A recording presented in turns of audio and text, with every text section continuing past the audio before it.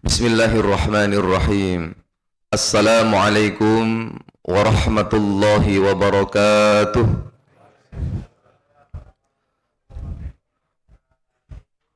Alhamdulillahilladzi anzala as-sakinata fi qulubil mu'minin liyazdadu imanan ma'a imanihim. Walhamdulillahilladzi hadana lihadza wa ma kunna linahtadiya laula an hadanallah. Ashhadu an la ilaha illallah wahdahu la syarika lah wa ashhadu anna Muhammadan abduhu wa rasuluh. Allahumma salli wa sallim wa barik ala nabiyyina Muhammadin wa ala alihi wa ashabihi wa man tabi'ahum bi ihsanin ila yaumiddin. Qala Allah Ta'ala fil Qur'anil Karim, a'udzu billahi minasy syaithanir rajim. Wa idza sa'alaka 'ibadi 'anni fa inni qarib ujibu da'watad da'i idza da'ani falyastajibu li wal yu'minu bi la'allahum yarshudun. Bapak-bapak, ibu-ibu, jamaah salat subuh Masjid Al-Millah yang dimuliakan Allah Subhanahu wa taala. Alhamdulillah, pagi ini kita bisa mengawali hari dengan penuh ketaatan kepada Allah Subhanahu wa taala. Bahkan ada di antara jamaah yang belum pulang karena melaksanakan i'tikaf di masjid ini, dan bahkan tidak sendirian, bisa saja bersama dengan keluarganya tercinta. Semoga seluruh rangkaian ibadah yang telah kita jalankan diterima oleh Allah Subhanahu wa taala. Salawat ma'assalam semoga tetap tercurah atas Rasulullah Muhammad sallallahu alaihi wasallam, Khatamul Anbiya, yang kita meyakini bahwa Rasulullah Muhammad sallallahu alaihi wasallam adalah penutup para nabi yang telah menyempurnakan ajaran agama Islam sebagai bentuk penyempurnaan agama-agama sebelumnya. Semoga kita adalah umat-umat Rasulullah yang senantiasa memiliki kesungguhan dan semangat serta istiqomah untuk ihya'us sunnah. Jamaah yang dimuliakan Allah, status kita ini adalah hamba. Sepandai apapun kita, sekuat apapun kita, sekaya apapun kita, bahkan orang menjuluki kita orang nomor satu di satu wilayah tertentu, tetap saja status kita ini adalah seorang hamba. Yang mana hamba ini merupakan makhluk yang memiliki tumpuan sandaran utama, yaitu penciptanya, Allahu Rabbunal Karim.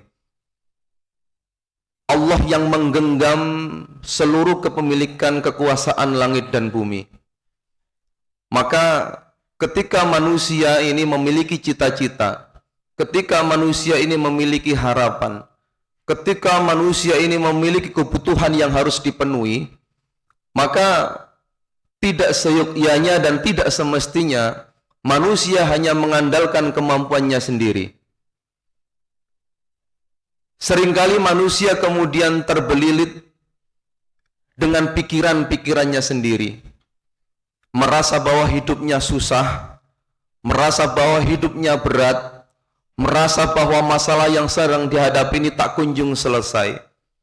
Bisa jadi itu karena ketika dia mendapatkan kesulitan-kesulitan itu, atau bahkan ingin meraih impian-impiannya, dia hanya bersandar kepada kemampuannya sendiri.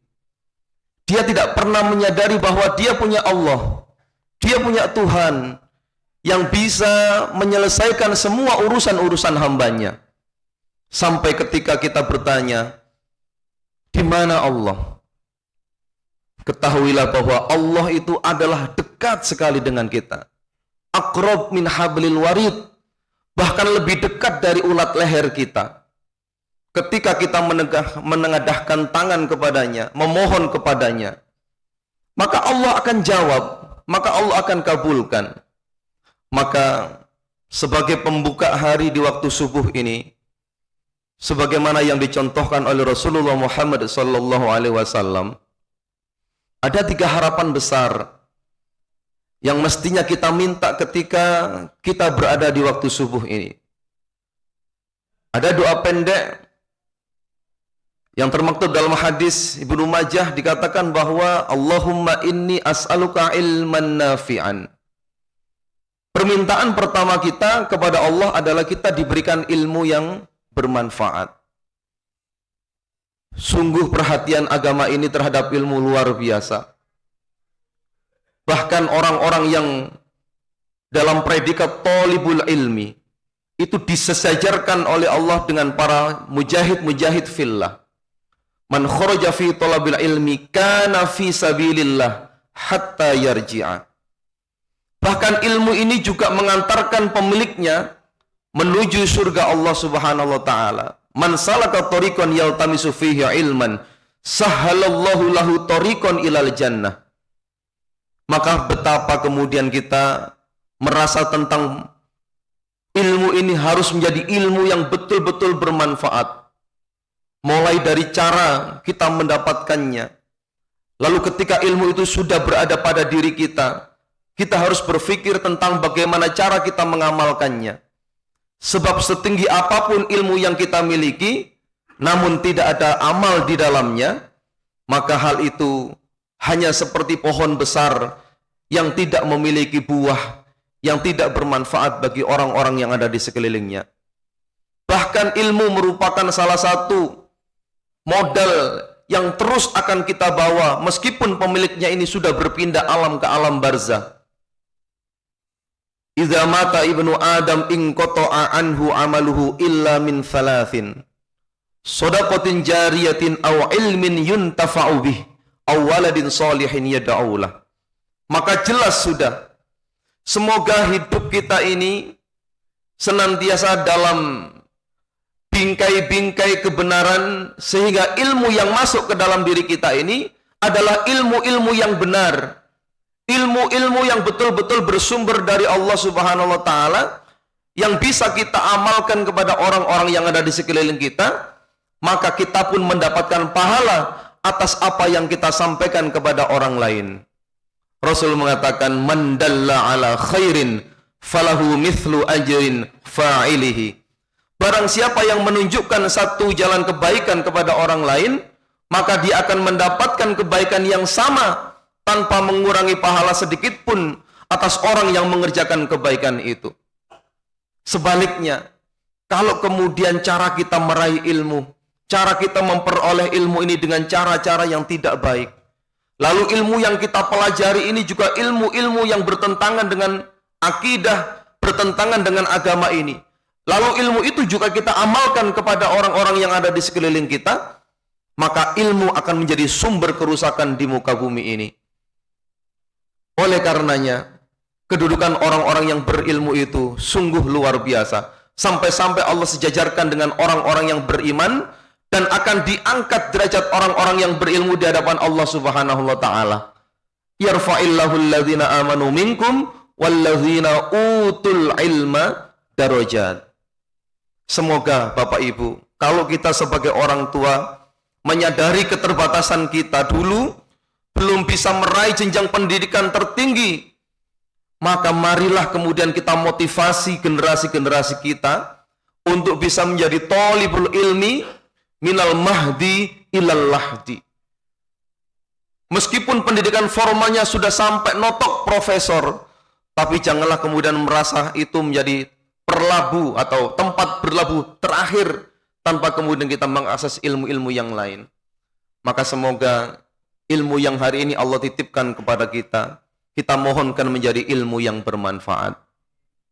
Yang kedua adalah warizqan thayyiban.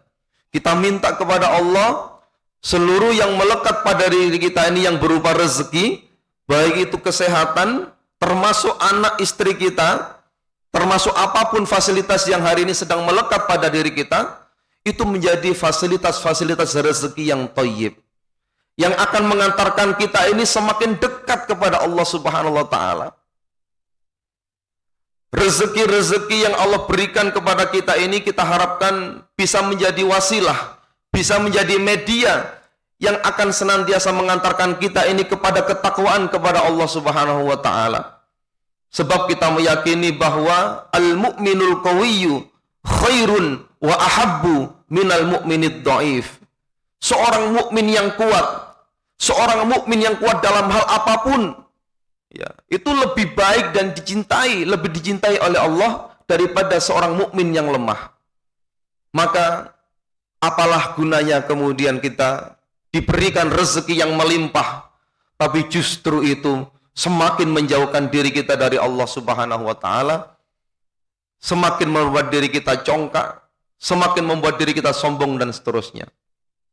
Dan yang terakhir, kita menyadari bahwa ilmu dan rezeki ini adalah dua modal yang luar biasa untuk menjadikan diri kita ini bermanfaat di muka bumi ini. Dengan ilmu kita bisa bermanfaat, dengan harta kita juga bisa menolong sesama.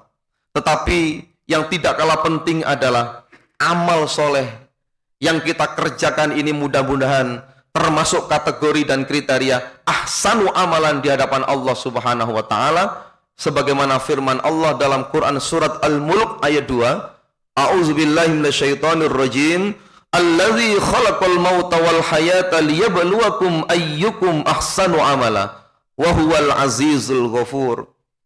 Dialah Allah zat yang menciptakan kematian dan kehidupan semata-mata hanya untuk menguji siapa di antara kita yang terbaik amalnya. Dialah Allah zat yang maha perkasa lagi maha pengampun. Maka jelas sudah, yang akan dinilai oleh Allah itu, yang akan kita bawa mati nanti itu, jelas komplit sudah sesuai dengan doa ini. Semoga ilmu yang kita miliki menjadi ilmu yang bermanfaat, dan itu akan menemani kita di alam barzah. Semoga rezeki yang kita miliki ini bisa menjadi sodakoh jariyah, yang itu juga akan menjadikan teman ketika kita di alam barzah. Dan yang terakhir adalah wa amalan solihan, ya, wa amalan makbulan, ya. Jadi tanpa amal, sekali lagi, kita hanyalah sebuah, ya, kondisi manusia yang lengkap dengan semua aksesorisnya, tetapi sesungguhnya nilainya adalah kosong.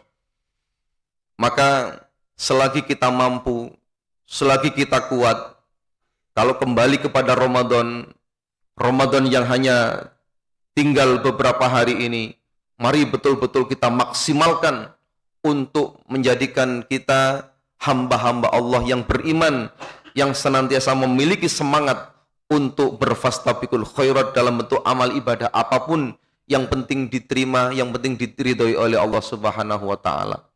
Jamaah, kira-kira itu yang bisa kami sampaikan. Tetap semangat, istiqomah dan sungguh-sungguh di dalam menapaki sisa-sisa usia yang kita miliki. Semoga sisa-sisa usia yang kita miliki ini menjadi usia yang barokah dari sisi Allah Subhanahu wa taala. Marilah kita akhiri dengan bersama membaca hamdalah alhamdulillahirabbil alamin dan doa kafaratul majlis. Subhanakallahumma wa bihamdika asyhadu an la ilaha illa anta astaghfiruka wa atubu ilaik. Nasrun minallah wa fathun qarib wa basyiril mu'minin. Wassalamu alaikum warahmatullahi wabarakatuh.